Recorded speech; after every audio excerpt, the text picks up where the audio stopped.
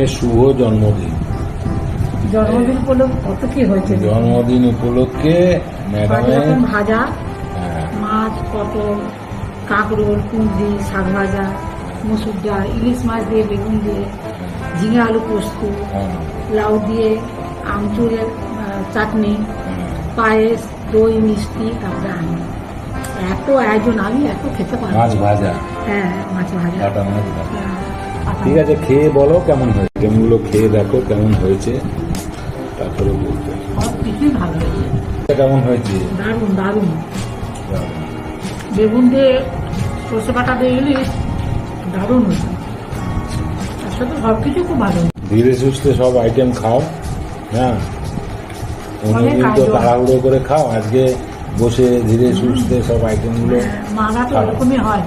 ম্যাডামের জন্মদিনের ভোজ, আচ্ছা খেয়ে যাও। ঠিক আছে।